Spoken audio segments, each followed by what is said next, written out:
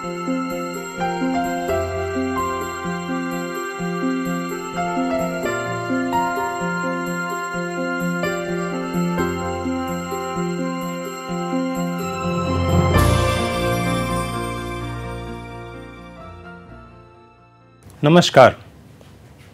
आज के अध्याय में हम कृषि विस्तार में मानव संसाधन प्रबंध इस विषय में चर्चा करेंगे। आज के इस अध्याय का उद्देश्य है कि अंत तक हम समझ पाएंगे कि मानव संसाधन प्रबंध का महत्व क्या है, उसकी सार्थकता क्या है, मानव संसाधन की योजना और विकास प्रक्रिया को भी बेहतर ढंग से समझने में सहायता मिलेगी। विस्तार में श्रम शक्ति चयन और नियोजन के बारे में जानेंगे और साथ में विस्तार में श्रम शक्ति के प्रशिक्षण की प्रक्रिया क्या होती है, इस विषय में भी थोड़ी चर्चा करेंगे।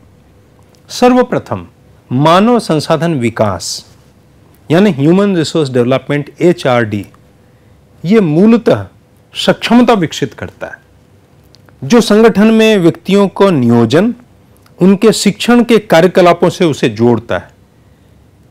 अब सोच में एक आधारभूत विषय यह है कि मनुष्य को संसाधन के रूप में लेते हुए नियोजन, साथ में उनका प्रशिक्षण, उनके कार्यकलापों और गतिविधियों से उन्हें जोड़ना और उन्हें योग्य संसाधन के रूप में विकसित करना, जिससे नित्य प्रति उनकी योग्यताओं क्षमताओं में वृद्धि होते हुए उनका अपना मूल्य संसाधन मूल्य बढ़ता रहे समय के साथ में, और वो पूरी संस्था के लिए अपने दायित्वों के लिए धीरे धीरे करके अधिक उपयोगी सिद्ध हो सकें।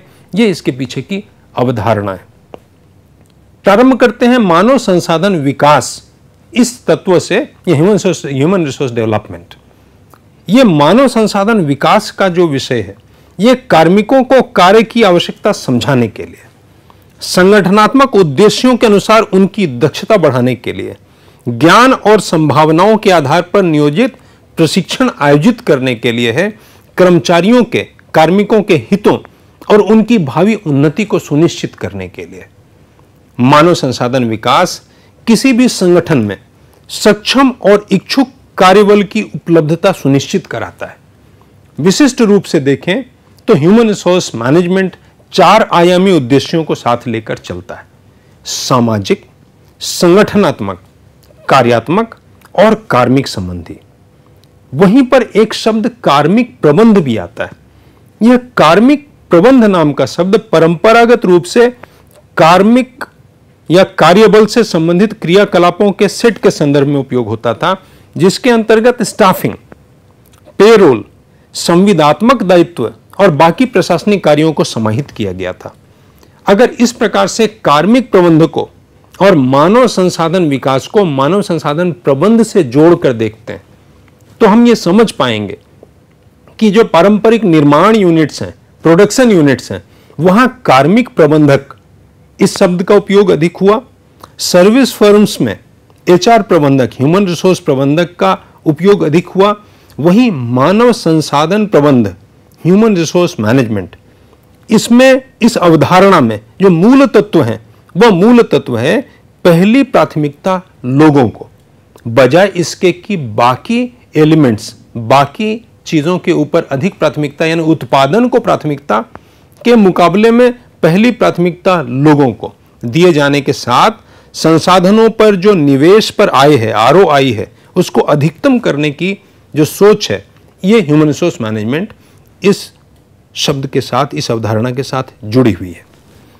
अब ये जो नया मॉडल खड़ा हुआ है ह्यूमन रिसोर्स मैनेजमेंट, मानव संसाधन प्रबंध, इस नए मॉडल में वो नीतियां सम्मिलित हैं जो पारस्परिकता को प्रोत्साहन देती है। ये पारस्परिकता को प्रोत्साहन अर्थात परस्पर लक्ष्य निर्धारण, परस्पर प्रभाव निर्माण करना, परस्पर सम्मान देना एक दूसरे को, परस्पर प्रतिलाभ और परस्पर उत्तरदायित्व, ये 5 तत्व हैं जिन 5 तत्वों के साथ मानव संसाधन प्रबंध का ये मॉडल खड़ा होता है। मैं एक बार फिर से कहूं तो लक्ष्य, प्रभाव, सम्मान, प्रतिलाभ और उत्तरदायित्व, इन 5 तत्वों से सभी कार्मिक जुड़े हुए होते हैं। और इन 5 तत्वों में अगर पारस्परिकता का निर्माण हो जाए, कोहेसिवनेस बन जाए, म्यूचुअलिटी बन जाए जिसको कहें, तो मानव संसाधन प्रबंध का मॉडल खड़ा होने लग जाता है।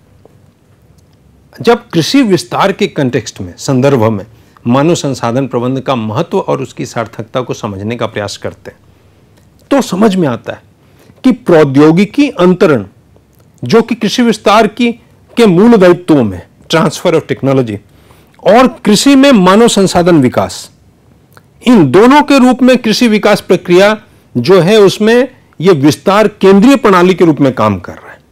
और कृषि विस्तार ही केवल ऐसा माध्यम है जिसके माध्यम से कृषक समुदाय को कृषि भूमि की उत्पादकता में भारित परिवर्तन लाया जा सकता है। इस परिप्रेक्ष्य में देखें तो कृषि प्रौद्योगिकी जो अनुसंधान द्वारा विकसित होती है और प्रौद्योगिकी अंतरण जो विस्तार और शिक्षा के माध्यम से हो रहा है, दोनों को विकासशील और सतत उत्पादकता वाले कृषि क्षेत्र के लिए अपरिहार्य मुख्य इनपुट के रूप में गिना जाता है। और इस हिसाब से देखें तो कृषि विस्तार के महत्व समझ में आता है। अब जो आज दुनिया की चुनौतियां हमारे समक्ष हैं, वैश्विक चुनौतियां हमारे समक्ष हैं और वैश्वीकरण की चुनौतियां जो हमारे समक्ष हैं, इसके हिसाब से देखें तो विस्तार सेवाएं और कार्य भिन्न भिन्न स्तरों पर कार्यरत इसके प्रबंधकों के क्षमता निर्माण द्वारा विस्तार का व्यावसायिक रूप से प्रबंधन, इस दृष्टि से हमारी पहल हो जाती है, हमारी प्राथमिकता हो जाती है। और इस कंटेक्स्ट में, इस संदर्भ में मानव संसाधन प्रबंध बहुत महत्वपूर्ण हो जाता है। मानव संसाधन प्रबंध ये एक ऐसी प्रक्रिया है जो किसी संगठन के लिए उसके लक्ष्यों की प्राप्ति के लिए आवश्यक वर्तमान और भावी मानव संसाधन की आवश्यकता का पता लगाता है।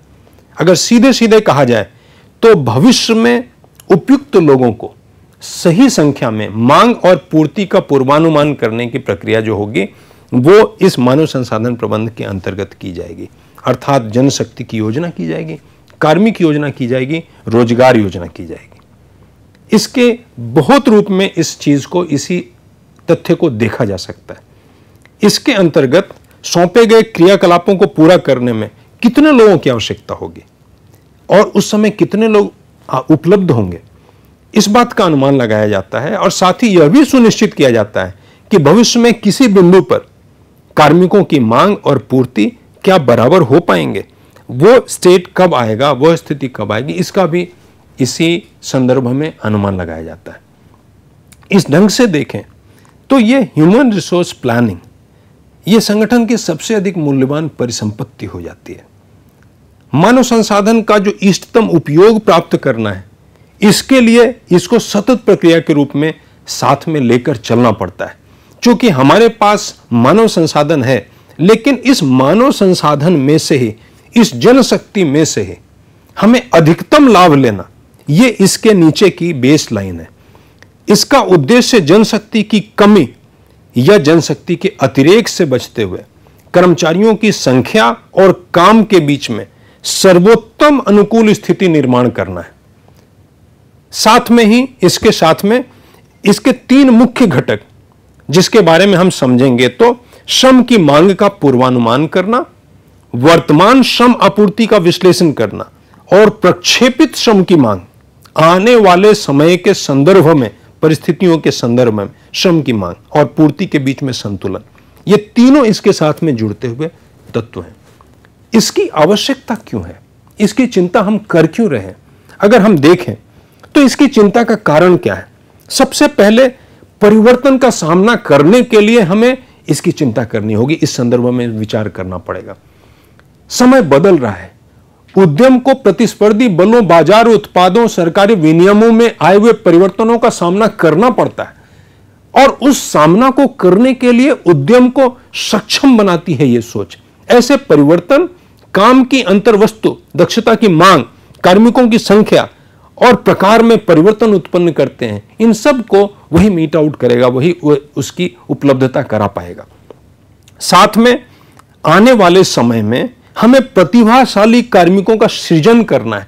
तो यह सच है कि कार्य धीरे धीरे करके समय में दुनिया की आवश्यकताओं के हिसाब से अत्यंत बौद्धिक हो गए हैं और वृत्ति भोगी काफी अधिक व्यावसायिक हो गए।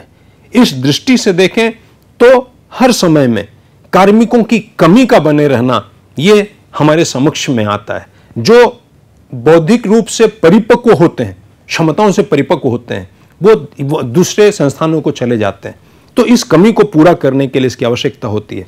कमजोर वर्गों जैसे अनुसूचित जातियां, जनजातियां, पिछड़ा वर्ग, विकलांग, महिलाएं, इन सभी लोगों को उनके हक दिलाने के लिए, कमजोर वर्गों के संरक्षण के लिए इसकी आवश्यकता होती है। मानव संसाधनों में निवेश में वृद्धि करने के लिए भी इसकी आवश्यकता होती है। और इसके साथ में अगर पूरे परिवेश में देखें तो परिवर्तन और स्थानांतरण आवश्यकता के हिसाब से, जिसका साधारण तौर पे कार्मिक विरोध करते अंदर से, तो परिवर्तन और स्थानांतरण के अनुरूप लंबे समय की योजना बनाने के लिए भी इसकी आवश्यकता होती है। विस्तार में जनशक्ति, नियोजन, चयन, अभिमुखीकरण, प्रशिक्षण, इसकी भी आवश्यकता मानव संसाधन योजना के अंतर्गत होती है। इस प्रक्रिया में वर्तमान जनशक्ति सूची का विश्लेषण करते हैं, भावी जनशक्ति का अनुमान करते हैं, रोजगार कार्यक्रम तैयार करते हैं और प्रशिक्षण कार्यक्रम अभिकल्पित करते हैं। नियोजन और चयन की प्रक्रिया में किसी भी विस्तार सेवा के लिए सक्षम कार्यबल का नियोजन और चयन प्रथम प्रक्रिया हो गई और इसमें कम से कम लागत पर अधिक से अधिक सक्षम व्यक्तियों को विधि अनुसार काम पर रखना, यह लक्ष्य परस्पर रूप से अनन्य नहीं है, अलग हटता हुआ नहीं है। ग्रामीण क्षेत्रों में विस्तार के लिए विस्तार कार्मिकों की गुणवत्ता अत्यंत महत्वपूर्ण है। इसीलिए विस्तार में जनशक्ति नियोजन, चयन और उनका अभिमुखीकरण, उनके उत्साह और उनके दृढ़ निश्चय को बनाकर रखने के लिए बहुत महत्वपूर्ण है, यह भी आवश्यक है। और इस हिसाब से विस्तार में जो एक संकल्पना अभिमुखीकरण प्रशिक्षण की है, यह अभिमुखीकरण प्रशिक्षण अर्थात अपरिहार्य अपेक्षा के हिसाब से देखा जाए तो विस्तार उद्देश्यों के साथ निष्पादन स्तर लगातार बना रहे, यह सुनिश्चित करने के लिए अभिमुखीकरण प्रशिक्षण की आवश्यकता होती है। अगर इस ढंग से देखें तो यह समझ में आएगा कि निष्पादन का निर्धारण करना आवश्यक होता है और उस निष्पादन के सही रूप में मापे जाने से प्रशिक्षण और स्टाफ विकास के सतत कार्यक्रमों के माध्यम से व्यक्ति के कैरियर में प्रगति में सहायता होती है। अभिमुखीकरण के उद्देश्य क्या क्या है? शुरुआत की लागत कम करता है। किसी काम पर नया व्यक्ति लगाया गया तो इसकी आवश्यकता होती है कि इसके बारे में सोचा जाए। यह लोगों द्वारा अनुभव की जाने वाली शुरुआत की जो व्याकुलता है, चूंकि कार्य नया, परिस्थितियां नहीं है, उसकी दुविधा को कम करता है। यह टर्नओवर को घटाता है और साथ में वरिष्ठ और सहकर्मियों का समय भी बचाता है अगर नया व्यक्ति उस पूरी प्रक्रिया में समाहित हुआ तो। इन सब चीजों को देखते हुए, इंटीग्रेटेड वे में देखते हुए अगर आप देखें तो मानव संसाधन प्रबंधन की जो सोच है, यह मानव संसाधन प्रबंधन की सोच मनुष्य को संसाधन के रूप में देखने की सोच है। और इस हिसाब से देखें तो सारे संगठन में सांगठनिक दायित्वों के हिसाब से इसको सामाजिक रूप से, इसके जो उद्देश्य है वो सामाजिक रूप से उसको सशक्तिकरण करने का है, संगठनात्मक ढांचे में नए हर व्यक्ति को उसमें समाहित करने का है, कार्यात्मक रूप से उसको विशिष्ट बनाने का है और कार्मिक संबंधी सभी नियम और अपने दायित्वों से उसको अवगत कराने का भी है। जब तक इस सोच के साथ, ह्यूमन रिसोर्स मैनेजमेंट या मानव संसाधन प्रबंधन की सोच के साथ अपना विस्तार कार्यक्रम नहीं चलता तो विस्तार कार्यक्रम कंपैरेटिवली, तुलनात्मक रूप से अव्यावसायिक स्वरूप को प्राप्त हो जाता है। तो इस अव्यावसायिक स्वरूप से अपने मानव संसाधन प्रबंधन के नियमों के अनुरूप विस्तार प्रक्रिया को भी, अपने कृषि विस्तार प्रक्रिया को भी अधिक व्यावसायिक बनाए जाने की आवश्यकता है। अगर सारी बातों को जोड़कर देखते हैं तो मानव संसाधन प्रबंधन एक प्रबंध कार्य है जो प्रबंधकों को योजना करना, नियोजन करना, चयन करना, प्रशिक्षण, संगठन के सदस्यों को बनाए रखने में सहायता प्रदान करता है। ह्यूमन रिसोर्स मैनेजमेंट या HRM, मानव संसाधन प्रबंधन, एक अद्यतन नाम है जो अभी खड़ा हुआ है और जो कार्मिक प्रबंधन का द्योतक है। यह ह्यूमन रिसोर्स मैनेजमेंट 4 उद्देश्यों के साथ होता है, सामाजिक उद्देश्यों के साथ होता है, संगठनात्मक उद्देश्यों के साथ होता है, कार्यात्मक उद्देश्यों के साथ होता है और कार्मिक उद्देश्यों के साथ होता है। और इसी मानव संसाधन प्रबंधन की एक महत्वपूर्ण कड़ी होती है प्रशिक्षण। जिन प्रशिक्षणों के माध्यम से जो संसाधन हाथ में है उन संसाधनों की क्षमताओं को अद्यतन करना, बदलती हुई परिस्थिति में, बदलती हुई तकनीकों के परिवेश में, बदलते हुए दायित्वों और चुनौतियों के परिप्रेक्ष्य में संसाधन को अद्यतन रखना, उनका उत्साह बनाए रखना और उनको निरंतर उद्देश्यों की पूर्ति के लिए प्रेरित करते रहने के लिए मानव संसाधन प्रबंध की एक विशिष्ट प्रक्रिया और महत्वपूर्ण प्रक्रिया है मानव संसाधन प्रबंध में प्रशिक्षण का अभिमुखीकरण प्रशिक्षण के माध्यम से और विभिन्न प्रकार के प्रशिक्षणों के माध्यम से हम इसी प्रकार से कार्यरत कार्मिकों की क्षमताओं को लगातार बढ़ाकर रखते हैं और उनके व्यवसायिक प्रतिबद्धता और दक्षता को भी लगातार बढ़ाते रहते हैं। विस्तार कार्यक्रम इन सारी सोच से अछूता नहीं है, इसीलिए विस्तार कार्मिकों के लिए, विस्तार संगठन में लगे सभी कार्यकर्ताओं के लिए इस संपूर्ण प्रक्रिया को शामिल किए जाने की आवश्यकता है। चूंकि विस्तार कार्यक्रमों में लगा हुआ कार्यकर्ता क्षेत्र में निरंतर एक प्रकार की गतिविधि में लगे रहने के कारण धीरे धीरे अपना उत्साह खोता है, धीरे धीरे अपनी दिशा खोता है, धीरे धीरे अपने जो ज्ञान है, अपने ज्ञान को पूरी तरह उपयोग कर लेने के बाद फिर स्टैग्नेंट हो जाता है, एक जगह पर आकर रुकने लगता है। तब मानव संसाधन प्रबंधन की प्रक्रिया बीच में शामिल होती है और उनको फिर से एक बार रिविटलाइज करके, पुनर्जीवित करके और अपने प्रक्रिया में, अपने इस कार्य में उत्साहपूर्वक लगे रहने में उनका सहयोग करती है। तो आज हम लोगों ने मानव संसाधन प्रबंधन के बारे में विस्तार से समझने जानने का प्रयास किया। मुझे विश्वास है कि इन पहलुओं को आपने ध्यान से सुना होगा और बहुत कुछ इसमें से समझा भी होगा। अगर कहीं कोई दुविधा हो तो जो पाठ्य सामग्री आपके पास है उस पाठ्य सामग्री को संदर्भ के रूप में लें और उसे जाकर पढ़कर एक बार देखें तो चीज़ों को और विस्तार से समझ पाएंगे। इसके अतिरिक्त मैनेज की वेबसाइट पर जाकर भी आप इसके विषय में विस्तार पूर्वक जान सकते हैं। धन्यवाद।